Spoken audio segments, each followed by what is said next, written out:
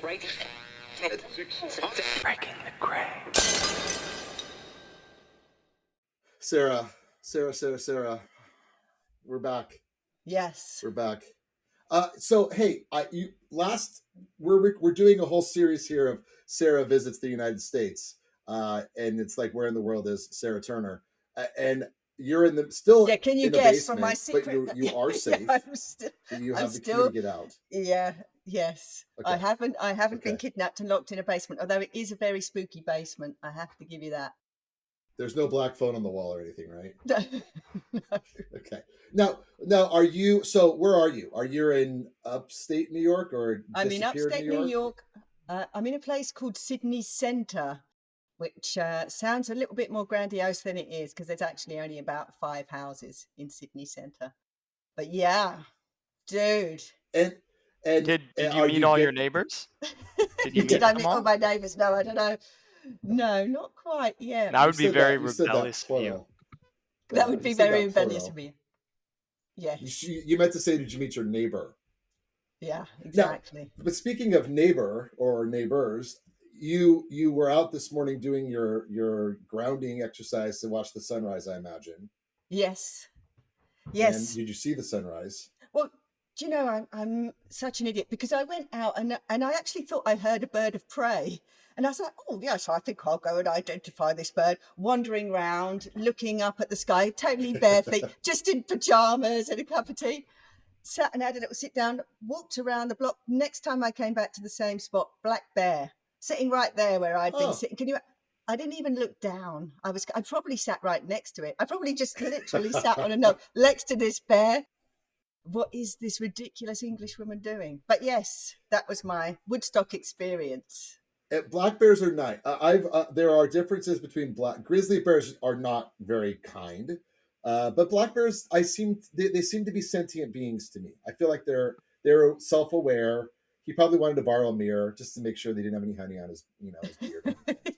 It was a very cute bear, but it probably wasn't the wisest thing I've ever done. But no. What a fabulous experience. Yes, and you probably heard someone else talking. We have our guests again, and we're back. We have tried many times to have this guest, and for some reason, whether it's headphones or it's the cameras or it's our computers or our Wi-Fi or black bears, we have not been able to finish an episode with our guest. So hi everyone. Just want to identify myself as the bear tamer from Canada because that's what we do up here in Canada because if anyone knows about it. All that exists up here is the logging industry. So, we recruit the animals, right, to get it done. So, Jacques, you're back. This is the party scientist for everybody. Are you really in Canada?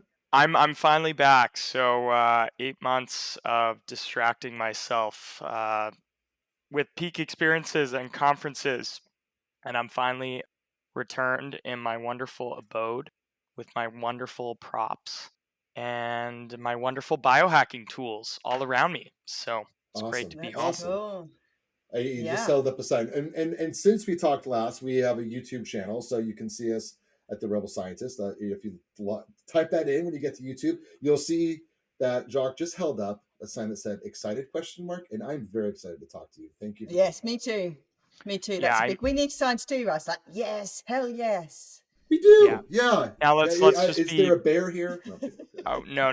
There's no bears around here. But let's just be very clear that if we're truly excited, we first have to define what excitement is, as a scientist would.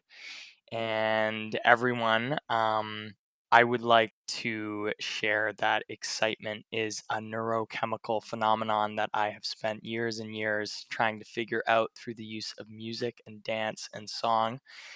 And so we would do that right now if this platform had that capability, but we will just do it in our heads.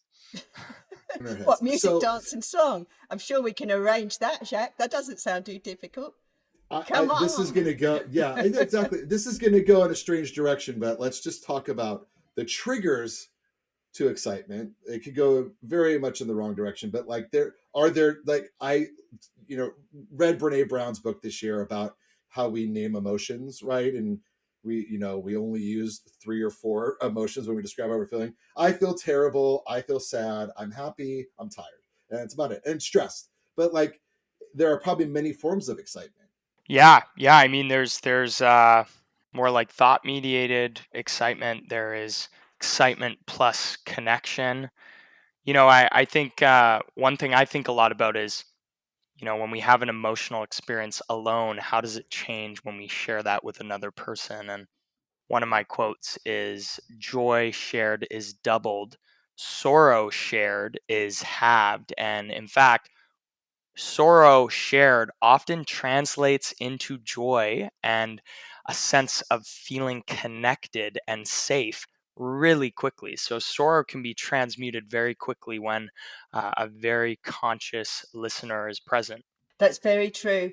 I mean, I think this is becoming more and more relevant as people come out of these strange situations where we've been in for a couple of years, where everybody's kind of been in some kind of trauma to a certain or a lesser extent, locked in, disconnected from their friends. Now I feel like it's a collective trauma that we're all coming out of. And that community piece seems to me to be even more important. I mean, certainly here I am. The reason I'm in upstate New York is because my friends almost did an intervention, because I would kind of come out of being on my own, just sitting there doing stuff. And I like messaging my friends like, oh God, I've got a bit of self-doubt. I don't know how it's working. They're like, right, okay, we are taking you away and we're just going to do good things. We've been skinny dipping in the lake. We've done all kinds of things. And instantly, all of that stuff I had going on in my head, it's dissipated and it's gone. And really, it was just simply that, I was just disconnected. Sorry, So Sarah, you just gave me a great business idea, and it would be the kidnapping people who have intentionally isolated themselves and like kind of, forcefully forcibly exposing them. Yeah, reinvigorating them with human connection. Like I'm exactly. seeing, like, I call up and I'm like, hey Sarah, I need you to kidnap this person at Yeah. this location. They're really, they're not answering my calls. Like, you need to drop them off here. We're gonna throw Yeah. a party for them. Let's do it. I'll be the Harvey Keitel character. We can come in. I've actually got a Yeah. little black car I'm driving around. Yeah, for sure. And honestly, Sign me since up. returning from my trip, I've kind of been in a hermiting mode. And one of my recent articles called The Dynamite versus the Candle explains this new mode that I exist in, where 5 days a week, I'm pretty much alone, reading, learning, and creating content and creating programs. And then for like 2 days a week, I participate in this very high intensity, exciting, energizing human connection. And so, like, I'm riding this wave of different modes in my life. So ironically, I would probably someone would probably want to kidnap me, a part of that service. Done, Jack. Right. Where's the Yeah, address? yeah. No, I, I, I, t- I totally understand it. And yeah, what you're saying is there's a place for, getting shit done. We've all got to actually sit down and get stuff done. But also, we need to not forget the other piece. Because if you're just doing that and you're finding that you're isolating, humans are, tribal animals. We're meant to be in a pack. So it's how to do that in a way where, it's not forced, or, you are actually prioritizing that side of your life. So I'll just say one more thing.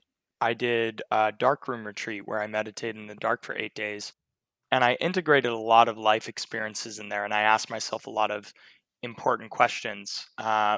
One question that I focused on with my awareness and how it works. How my approach was, I would come up with a question and then I just watch my thoughts. So I do an open awareness meditation where things would pop into my head and I would look at them and then they would vanish, or I would consciously follow and expand a thought. So it was kind of like meditation, but more so imagination. Um, and this is one of the dysfunctional beliefs about like integration and like self-development, is it's this solo activity. And human beings are distractions to our reflective internal processes. Like, if we want to develop inner peace, we got to go at it alone, and we got to meditate alone in a cave.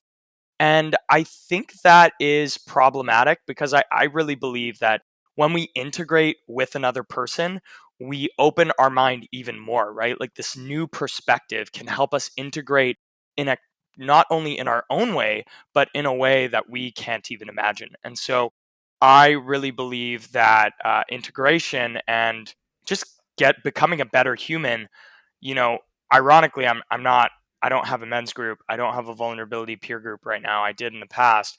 I really got to restart that to kind of feed myself my own advice. Yeah, yeah. Yes, for It's sure. no, yeah. We've talked about this before with you specifically around that need for like being vulnerable, right? Like and having comfort in knowing that you can trust someone to be vulnerable with, like that in itself is exciting, and it doesn't mean that like I'm having an emotional, like I think in some cases the people that in your life might get jealous of that. Like I have a person in my life that I have an emotional connection with, but it's not sexual, it's not anything, it's just like I connect with that person at a very different level. And I think we need to maybe take stigma away from the term connection, that it's not all about sex, dudes. Like it's like everyone, it tries to like associate, well, I guess they're sleeping together. No, it's like I'm connected to Sarah in a very different way than I'm connected to anyone else in this world. And we share something very special together, but that's, it's ours. Can I ask you, I love you, Russ? Sarah. I love you so much. I this word intimacy, I think, has this fear factor to it, and it has these sexual romantic associations. And I'm curious. It seems to me like you have intimacy, platonic intimacy, with a few people in your life, and I'm curious what that looks like and what that brings to mind when I share that word intimacy. Yeah, it's a that is a powerful word, but again, it's not it's not sexual. It's not, it has nothing to do with me wanting to again, like I'm not going to violate anyone's personal space in doing that, but I can have a connection with you over Zoom. Sarah and I have met how many times, Sarah? Twice? Twice in Twice, person, yeah. and we've known each other for Yeah. 3 years. We've done over Yes. almost 100 recordings, and like, but like, I have an intimate relationship with Sarah that's like, it's very different than anyone else, right? It's unique, and I cherish that, right? I think I cherish having that relationship with her because I trust her, she trusts me.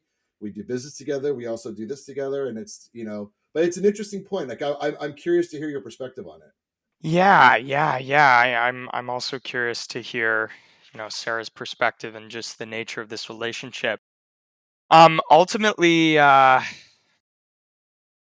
I think, intimacy is really defined by emotional connection and sharing more personal matters and vulnerable matters with one another. Uh, I've also, since going to Guatemala and living with all the touchy feely hippies, for me, an element of intimacy is like this nourishment, like this empowerment. And oftentimes we do that through words, but what can be more powerful is just supportive touch and hugs and eye contact and these non-verbal elements. So for me, I think it's really like in the emotional space. And I think when we have intimate relationships, we are much more unfiltered in our communication, and we're not afraid of our reputation. So we're more likely to share things that we hesitate to share with someone, uh, who might still be in the space of judging us.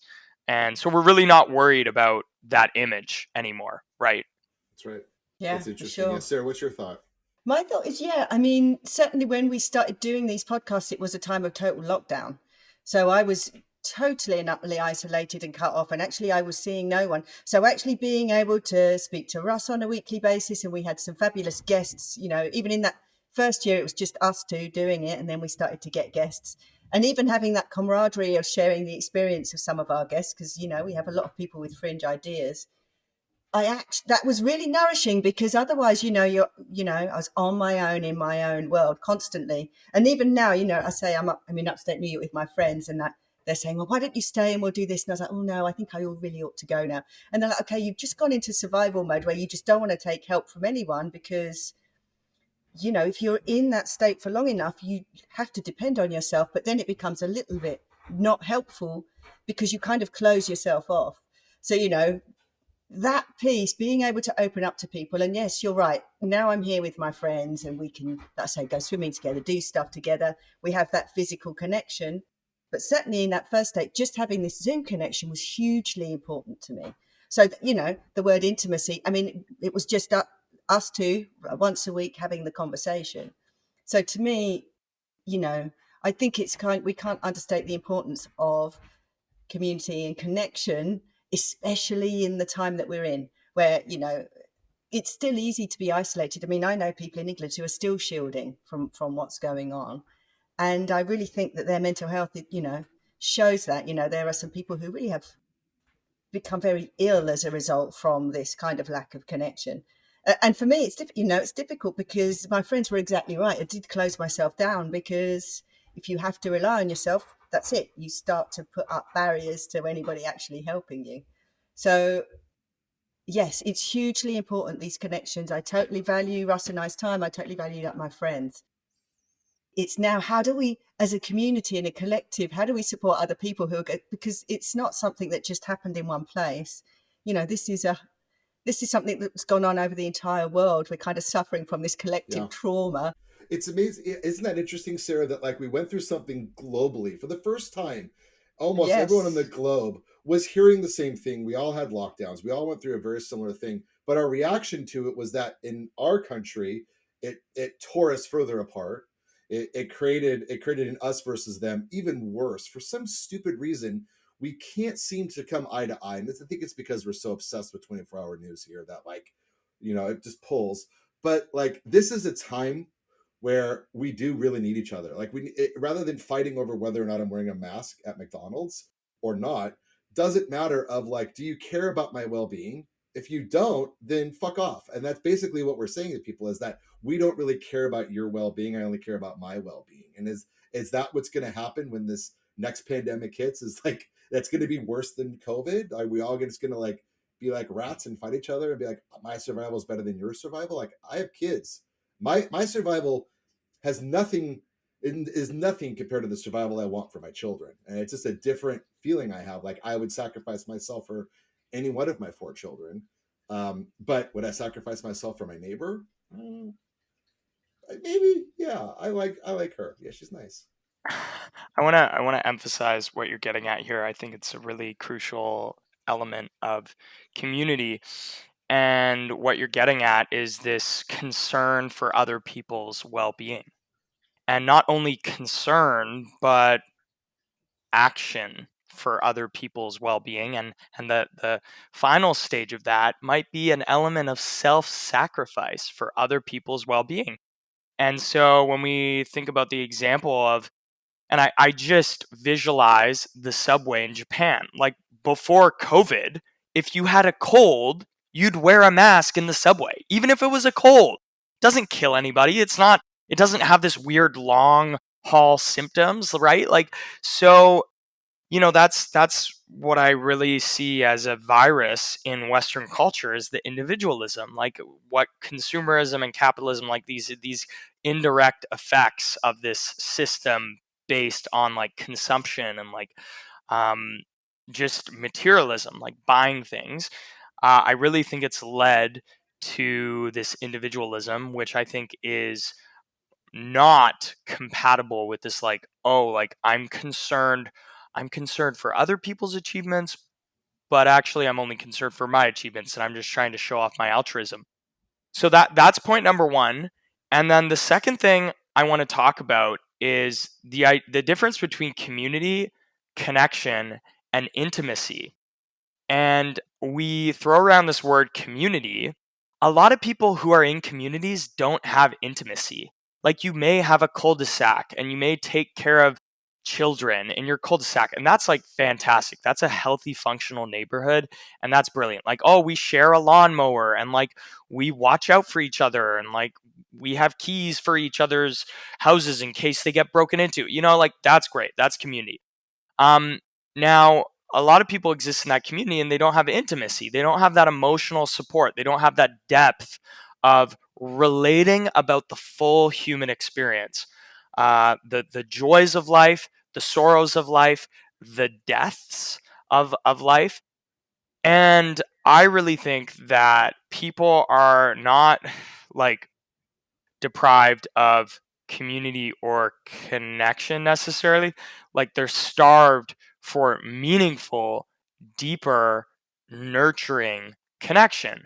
And I see there being a lack of spaces in the mainstream world for this form of human contact.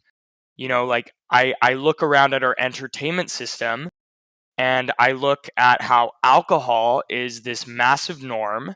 And by the way, alcohol largely disables our ability, like it disables us from paying attention so that we can get to that deep emotional space. Like that's there's a sweet spot, of course, but largely the frontal lobe becomes deactivated and you lack this intentionality in how you connect. And I'm totally inviting devil's advocate here. Let's explore this. So to summarize, crucial element of community is like concern and action for others' well-being. Second point is community is often not as nourishing as it could be because people are not intimate with one another. Hold on, let me just go for 1 second. I know I've been talking a lot today, and I want to make sure I give you your chance too. So there's two things that I'm really concerned about, and I have 20-year-old kids, and I think social media has destroyed the need for uh, uh, in real life intimacy, because they feel like they're getting it fed to them through social media, and there's some connection to that TikTok video I'm watching, that Instagram reel. So that connection replaces real connection, and when they're together for real, they're all on their fucking phones. Like I watch my daughters, and she's 21 now, and they all sit there on their fucking phones, like not talking to each other, not connecting with each other. And so there's something there that I think has really disconnected us, and even in our attempt to stay connected, like, and that bugs me so much, because I feel like no one's paying attention to one another. Yeah, I just want to emphasize what you're sharing. When people spend more time looking on a screen, they have less attention to spend in this deep emotional space through eye contact, through full listening. And we're seeing screen time just kind of, well, it's just like it's pretty much maxed out. Yeah. Yeah, for sure. But how then, Jack? Because you're the self-styled party scientist, and you're a connection, and presumably, you're an intimacy expert too. What is your solution to this? Because the phones and things aren't going away, and in fact, they're becoming more and more integrated into almost every phase of life. It's becoming harder and harder. I mean, in the UK, I don't know what it's like here yet, but they've done away with all menus and things. So, before I might say to my nephews, we're not taking phones to the restaurant, but you can't avoid it now because you can't look at the menu now without phones and things, so it's kind of being integrated more and more. It's easy to kind of get in a spiral of worrying about that, but we want to focus more on, what are the positive things we can actually do, and how are you kind of trying to encourage more connection and intimacy in the groups that you're running? Because it's something where I don't know, when I go out with my nephews, I don't really know how to bring them back to me, apart from banning the phones, which just makes me a bit of an unpopular auntie. I mean, what's your solution? Oh my gosh, yeah, lots of things that I want to go through here. The first is we just need to replace alcohol with MDMA. Okay, good. I'm just kidding. I'm just kidding. Number one, that's the Yes, number one tip, right? But absolutely. honestly, We can Yes. add that to our honestly, kidnapping service. that would have okay. Like aside from the negative effects on the brain, yeah, that would actually like add to a lot of people's well-being. Few things immediately came to mind. Uh, First thing that I want to go into is this meditation that I recently discovered, and it's kind of a habit I'm cultivating. And so whenever I look into someone eyes, I will remind myself that this person is mortal and that they're gonna die. Oh, And it Jesus. seems really dark. Yeah. It seems really dark. But the reality is there's a lot more reason to be really present and to really listen to this person when you realize that they're mortal and like they're gonna die. Right. And you don't want to be the fool who's like, oh wow, I never actually gave this person my full attention and love, and now they're gone. Oh, I feel like shit. So that's my first little brain twist that I've incorporated into my massive habit toolkit spreadsheet on Excel. Um, that's the second thing is oftentimes what I'll do if I'm at a dinner table and everyone's on their phones, I will name it. I will name that dynamic. I'll be like, hey, everyone, can I just make an announcement? It seems like we're all consumed by our smartphones. Do we want that to be the case, or do we want to change it? And not being the holier than thou, giving the choice to the group. How do we want to interact? Hey, I'm noticing you're on your phone. This is what I do all the time in my one-to-one connections.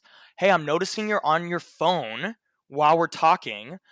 I don't want you to be distracted, and I want you to be able to sort out what you got to do. Maybe we can connect another time when you're fully present.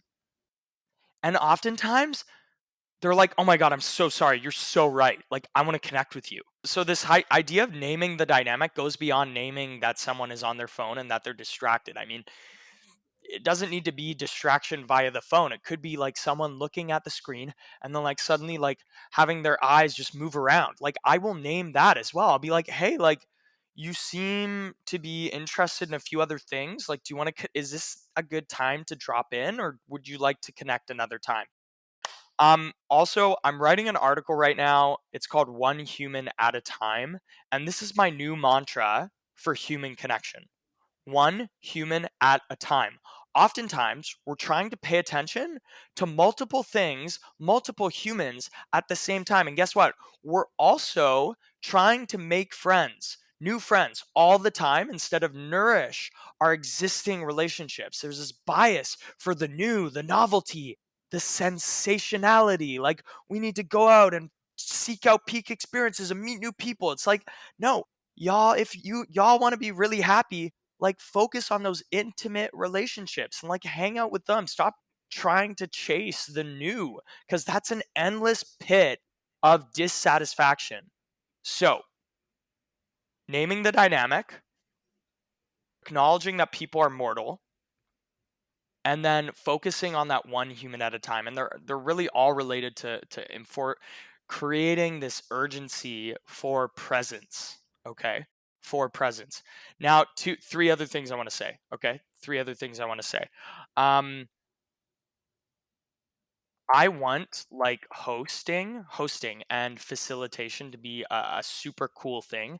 It is a super cool thing, but it isn't like branded that way. The alcohol companies are not having like event hosts and facilitators in their advertisements. It's not the new cool yet. So whenever I see someone take a hosting role, and Sarah, you said you don't really have those skills. Well, like, just the skill of getting everyone's attention, and being like, hey, I just want to say, I'm so glad to be here with all of you, and I want to be present with all of you, and I want to hear about your lives. That is hosting. And what I do whenever I see someone like take a social risk like that is I celebrate them, and I'm like, wow, first of all, I'm going to participate fully. Second of all, I'm going to pull them aside and tell them how courageous they are, and how much I want to hang out with them and like witness them in their hosting. Third, finally, so the question is, how do we encourage people to get off phones? Most of it is just the environment. Okay? So it's the digital environment. Our digital environments are dysfunctional. People have like 20 different communication platforms. All their notifications are on.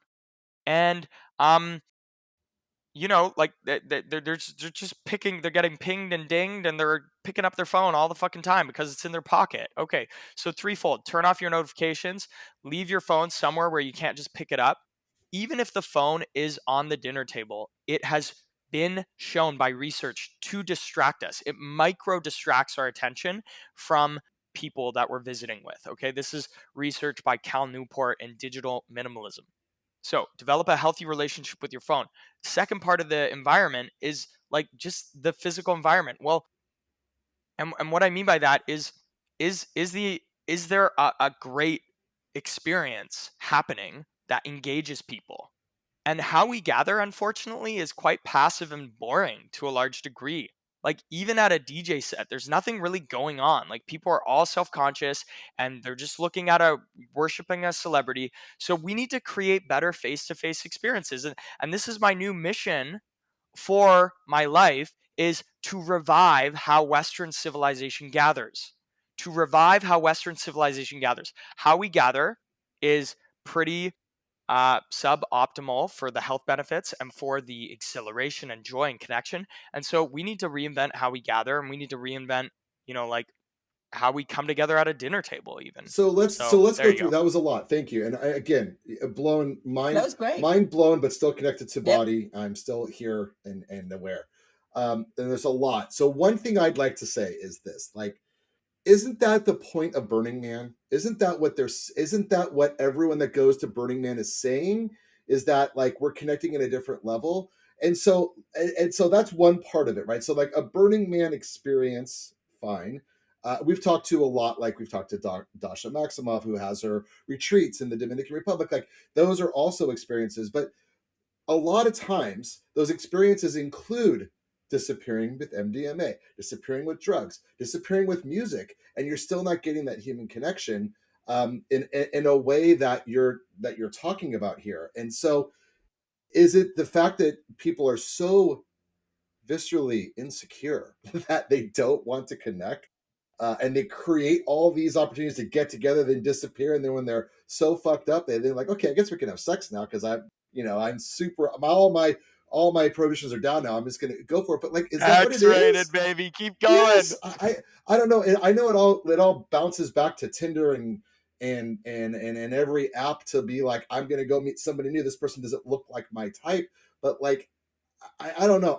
I find that what you just said is the most important thing we've heard on the Rebel Scientist podcast. Mark it here, that like we need to reinvent how we connect with one another. And what we're doing right now is reinvention, but like physically being together and being aware. And if my kids and my wife heard me talking right now, they're going to be like, "You're such a hypocrite. You're the most disconnected human being at the dinner table and throughout life." And it's true. I am. I have baseball going on. Sarah and I are slacking. I'm slacking with my writing partner. I got work going on. And I'm just not, I'm never, and I got two dogs running around. My ADHD is triggered constantly, and I'm super disconnected all the time. So I thrive to understand how to just turn the noise down, and so I can just focus on the things that are most important. And I think what you said about seeing the people and the humans in my life as mortal, like that really like grounds it. So, before you jump in, Sarah, after my long ass monologue, you mentioned FOMO and you mentioned Burning Man. And first of all, I just recorded a podcast episode critiquing Burning Man with my friend. So we'll get into that in a second. But I just want to read to you one paragraph from my new article, One Human at a Time, because it touches on everything we're talking about right now.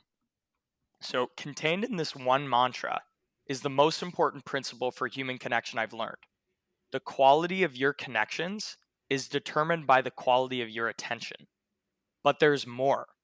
The mantra is not only about paying solid attention during your connections, it's also about foregoing trying to connect with as many humans as possible and focusing on the one on one time. It's about overcoming FOMO, overcoming the toxic thought, there's someone better I should be connecting with. Let me look around to find them. Yeah. You know, Very cool. Sarah, where you are right now, there's probably 50 humans. And let's imagine you Yeah. couldn't get you like you didn't have a car, you had no way to leave. One of those 50 humans is somebody that you're going to have to connect with. You don't have choice anymore. Well, to be honest, I think that's why I'm here, Yeah. because I have friends who are very switched on, and I think they could, I've been messaging from England, the business is not going very well, all these, they're getting all these, like, I don't even know I'm sending them, but they're getting all these distress calls coming from me. And then as soon as I get to New York, they're like, right, we're picking you up and we're going to upstate where they know there's no people and we haven't even got a telly here. And so last night we went to some funny little shop. We're barbecuing, we're doing all kinds of stuff. I'm just connecting with these 3 friends that I'm with. And I think that was purely their intention because, I'm saying, are you all right? Yes, I'm fine. And then, they sat me down and said, Sarah, you're not fine. Tell us what's going on. And I did. And, it was kind of, I had to fess up to it. They kind of pushed me and said, you've just gone into survival mode because you've had to, but you need to come out of it now. It's not healthy. All this thing that you're doing where you're kind of protesting that you're fine and you're not, it's not helpful. So reach out and ask people for help, even if I thought, oh God, I can't really afford to come up. So no, I've got friends, I can be a little bit vulnerable with them. And I think that's why I'm here. Like I say, literally, there's nothing tonight there's nothing for us to do. There's a lake. We'll probably jump in the lake. We'll probably, we're going to barbecue some food. But it's, I'm quite privileged to have those friends. Maybe people don't have that. I'm very grateful for that. But this is why I'm interested, Jacques, in how you are actually integrating this and what are you actually doing? Because I get it. People, they either go to the pub and have a few beers or they're sitting at home watching Netflix. Really, that's for most of the time. This is a special time for me. I don't come away to the woods every weekend. So how actually are you making more intimate connections in community? I mean, what is your actual strategy for that? Because it sounds cool, but I just wonder, how are you actually doing it? Yeah, before I jump into that, Russ, you have anything you want to add? I am excited to see Sarah next week. That's for sure. And having quality one-on-one time Yeah. with Sarah. What are we going to do? Yeah. We're going to go to the middle of nowhere. We're going to go to the middle of nowhere. Yeah. I'm curious about this because I've really tried to. I used to never enjoy my vacation. I never left my work. I always left my work. I worked at a company that was like I worked for Airbnb, and so one of the things they said was like, when you go on vacation, you are not working. Our company is about creating belonging, and if you're not going to go belong somewhere else besides our office, then you're not doing the right thing. So, like, going on vacation, going somewhere new, going to Burning Man, going to an event, like, is there something that you suggest that we do to sort of ground ourselves to bring us into the present moment when we get there? Rather than, turning off your phone, obviously, but like sometimes you go places you don't have an internet connection or cell connection. But are there things we can do to just be like, take me to this moment now and turn all the other crap off? And I think you should also say Burning Man is a big event that happens in the desert. Because to be honest, Russ, nobody in the UK or Europe will probably know what you're. Sorry. It's a bit, I'll let Jacques describe Burning Man. I've never been, but I have lots of friends that go, and they tell me it's life changing, and I'm like, I bet you it is. Yeah. So the 2 questions that I'm presented with are related, right? Because your question, Russ, what do we do when we enter a social experience or when we meet our friends to ground and to maximize the likelihood of an intimate connection, perhaps? I think that's really related to my philosophy around building community. And it really just comes down to whether our nervous system is prepared to socialize and to be intimate. And what I've realized is it takes like less than 60 seconds to become more pro-social and feel more connected to the people around us. And so it's a really low time investment to lay the fertile soil for connection. Um, what I do at the beginning of all my community experiences, and that's my secret sauce, is facilitation, hosting. It's leading these exercises that create this emotional synchrony, create this psychological safety, create this sense of unity, this group identity, right? Like, of course there's a shadow to group identity, but when a group has an identity as a unit, then anyone in the group can talk to anyone. And when a group has a collection of social norms, anyone can connect with anyone in the group according to those norms. So, kind of going tangent here, but I teach community builders how to set those social norms so that people have more meaningful connections. at their gathering. Now, back to the nervous system. So, one thing I do at the very beginning of all my gatherings is I'll get people in a circle.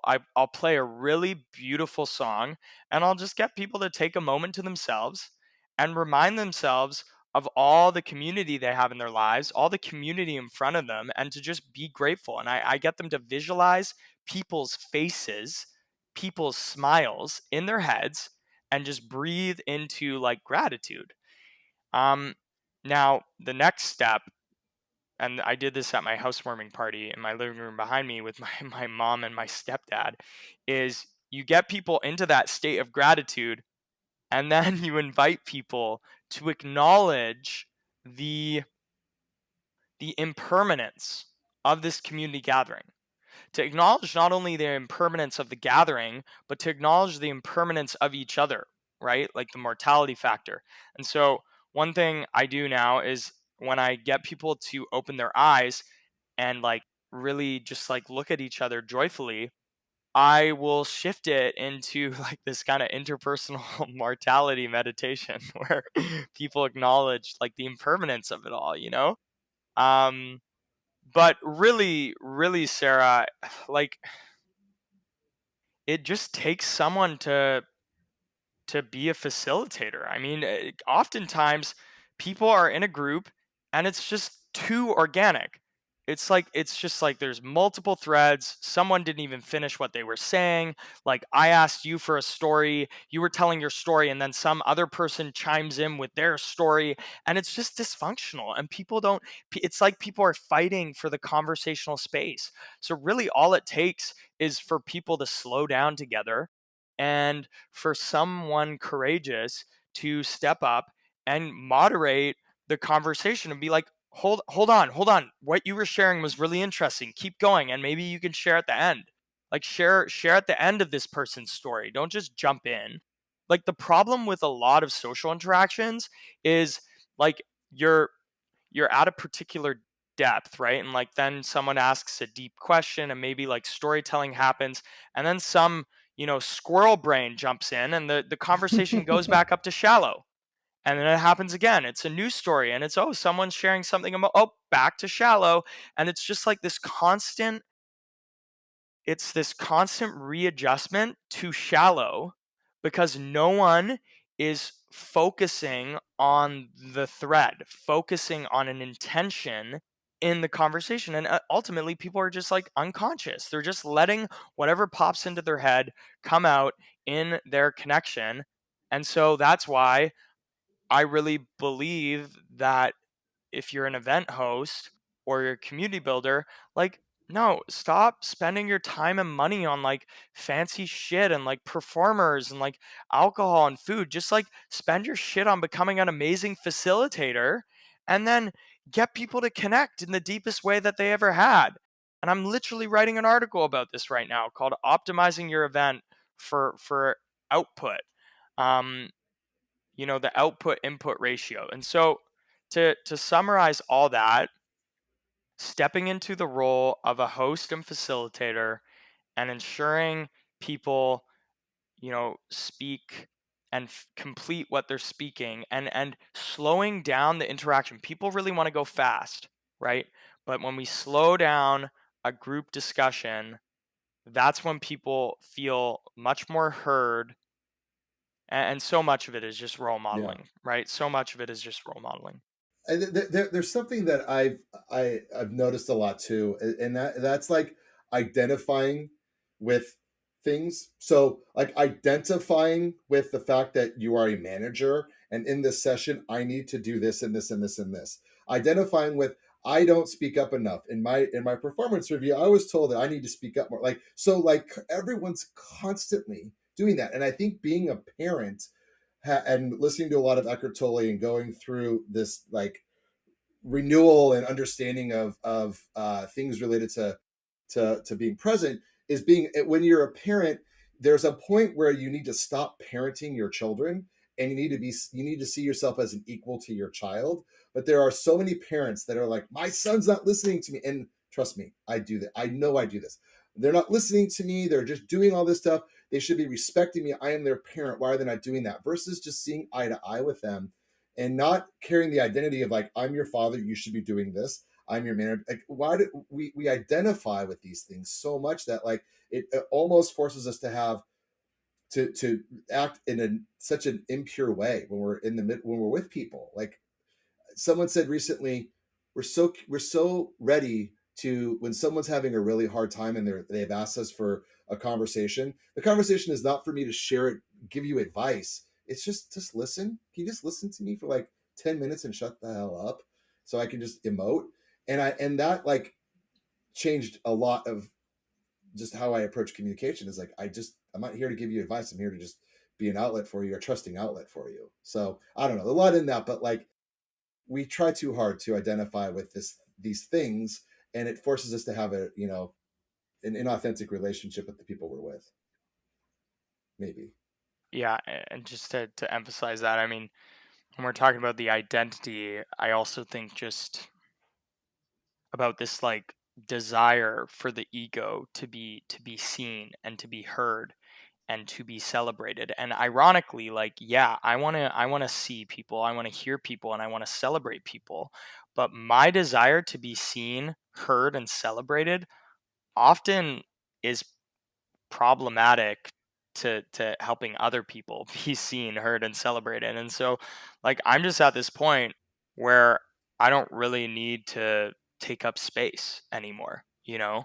So uh and then the second thing that I want to emphasize is yeah, what you mentioned about like parenting. And I just think, you know, there's this difference between when we step into an interaction with the identity that we're like higher status or we're superior or we know better than someone, that just creates disconnection. And so and even the word coach, like, oh, I'm someone's coach, that still creates that superiority complex. So really it's like the proper term might be I'm someone's mastermind partner, and then just asking questions. There's so much progress we can make just by asking questions and help people realize these things on their own and work through their issues just with a simple question or just a simple phrase, tell me more. Tell me more. Those are great. That's great advice. Yeah. Yeah, it's great advice. And I think it comes back to what we're kind of always banging on about in this show. It's like self-responsibility and awareness, because I think in order to be able to do all these things that you've spoken about, Jack, you need to have an awareness. You need to have an awareness when someone's gone off on a tangent, or you need to have an awareness when you yourself are taking the conversation. And that's maybe the hardest part of all of this, because certainly for myself, when I've got myself, I'm so frustrated by what's going on in the world that it only takes one little cue for someone to say something and I'm on a rant about blue screens or mobile phones or you know mandates. And so you need to have that awareness of, one, where you're taking the conversation to a place where actually it's not nourishing for anybody, because nobody really wants to be in a group rant. It's not positive. But then also when somebody else is doing it, that you have that awareness of how to bring people back gently, which again, what you're talking about really, Jacques, is learning skills, because it's a skill to have an awareness of yourself, and it's a skill to bring people back gently, which is something, it's something that I'm learning, where you want to say, come on, we don't want to talk about all that right now. Talk about something positive. Well, that's not the way to do it, because then Judging. people are all, Yeah. you're judging, you're making a judgment. So I think we will definitely post links to your articles, because it sounds like in these articles, maybe you expand on that a bit more. Because it's like anything, you've got to learn how to do it. It's not something where you can all of a sudden be a good facilitator Yeah. any more than you can be you know I mean, like, I pretty much approach conversation as a facilitator. It's not like an unintentional, unconscious process. I mean, certainly like some of these skills that I have are just really natural to me. And so it's not artificial anymore, but it certainly began artificially. Like I used to not practice pausing,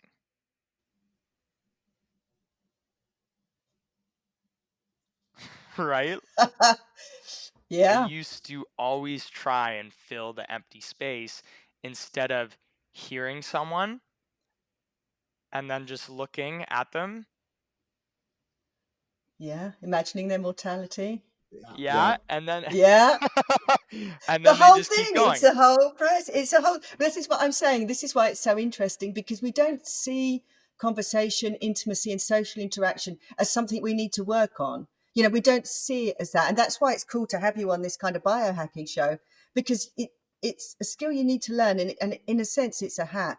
How do you have, something that's going to be a supportive interaction with people? You have to work at it.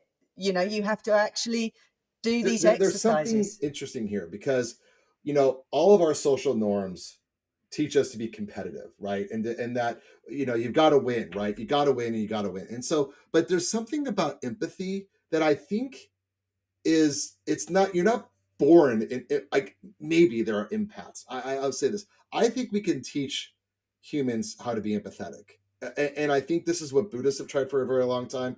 But I think empathy is one of those things that we should always strive to, like, if we're being empathetic, it actually forces somebody else to be empathetic with you. Like, we're so influential in our conversations that when we're acting some way, someone else is acting some way. Like, if someone's talking shit about somebody, you're going to start talking shit about somebody unless you say something like, well, I wonder how that made them feel. They must be feeling awful. Like, can we teach empathy? Is that something that we can try to do in our conversations, is to not lecture empathy but teach empathy by being empathetic?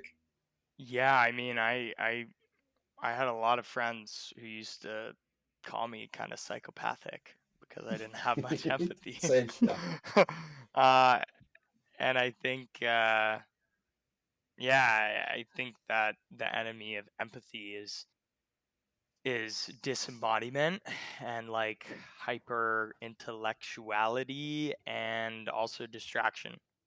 Um, but I certainly believe that we can teach all these, and even if we're born with empathy, we can improve our attunement to another person's emotions. And empathy in itself, it doesn't mean you're weak or that you're going to get bulldozed by somebody that's more aggressive than you. And actually, it disarms them. It's the most disarming thing you can do to someone who's super aggressive, is to have empathy for them. And I'm sure we have an ex-president who, if we tried empathy on him, rather than just continually building up his aggression and doing that, but having some empathy for, like, he really must be going through something terrible right now. Like, must be feeling awful that everything's crumbling around him. But it's how we act and it's what we reward. We're from three different countries. I prescribe that the Canadians are the nicest humans I've ever met on the planet. Every time I talk to a Canadian, they're so kind and wonderful. And and and I think, I don't know, I would love to practice that. I don't love judgment. I don't love aggression. I have daughters, I have sons. I want to teach it's okay to feel okay about somebody else and not make it about you. Back at you, Jacques. I think we're coming to the end, but I want to point people of where they can get more of this information, because Russ, I've never seen you so animated on one of our podcasts. So this is Yes. obviously you know, it's something that obviously is interesting to people and people want to hear, because we do a lot of stuff about diet and how you can exercise. And I think there's a prescription for that. If you want to have big muscles, we've had someone on who can teach you, you can do certain there's stuff you could do. But like community, conversation, social gatherings as a skill and something you can learn. I don't think there's many other people talking about that. And certainly, it's something that I know I need to work on. And it's something that I am trying to actively work on. And I think being around people who've got that skill, like you say, the modeling is probably the best way. So I think, one, be around those people who are modeling that skill. And so, Jacques, that's why it would be cool if we could tell people where they can find you. But then also read the articles of people who've done it and try and learn how to do it yourself. So maybe just to end up, Jacques, you could tell people where they can find you, what articles to read, top tips. Maybe we could leave on how people start to get a little bit more conscious in their interactions. Yeah. No, this has been a really generative conversation, and I always love it when people like speak with passion and um I like conviction. And so whenever I'm in connection with someone who has like a conviction, even if it is something kind of weird, it's like Yeah. it's fun to be in that, like Yeah, for we're sure. Yeah. so conviction speaking with conviction is a social risk because we can come across as dogmatic or opinionated, but it's like no, like let's have fun, let's be passionate, let's fully embody our speech. So I'm at thepartyscientist.com. I quit most social media, so that's the place you'll want to go. I want to just emphasize that this conversation has been focused on left brain processes, and when we started chatting about empathy, that's much more of a right brain process, and I think it's really important to emphasize that like the intellect and speech exists to create that emotional connection, which is a right brain process. And so, like, the intellect is not the intellect is the means, it's not the end. Like the part that is most nourishing is when we're not like trying to come up with something in our head to say. It's when we're like fully looking at someone and perhaps touching them or dancing with them or singing, and I'm much more excited about these like nonverbal methods for connection and how to incorporate more of those into our intellectual connections. And so, yeah, maybe we can all end with a tip or takeaway from this conversation as a closing ceremony.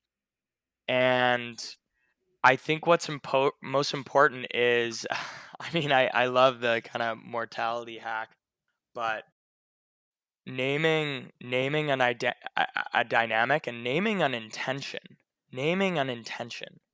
Hey, I want to invite us into a deeper connection with each other. Can we do that? Can we put away our phones? Can we be really focused in connecting with each other? We don't know when we're going to get together again.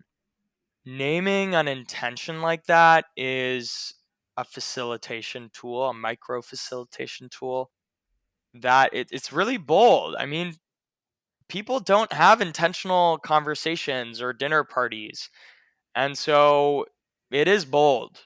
Uh, but when you're with someone who is willing to participate and who is also courageous and knows that you're doing it, then it will be a lot easier. So, naming social dynamics and naming intentions explicitly in a group, I think, is one of my takeaway tips and tools. I want to answer your question that you asked at the beginning, Jacques, which is excited question mark. Yes, absolutely. Thank you. Thank you. Yes. Very excited. Thank you so Yes. much. Yeah, that was super cool. So much. Yeah. Yes. Yeah, we need a yes. We need a hell yes. Hell For sure. yeah. Thank you so much. I'm so glad that we got to talk to you in the end. Yeah. Thank you so much for taking the time. We do appreciate your time and your connection and your enthusiasm and your passion. Thank you. All the See best. ya Take at care, the Jacques. next party. Woo, we're Burning See you. Man. Partyscientist.com. You're Burning Man. Partyscientist.com. Russ, you. Woo. Breaking the gray.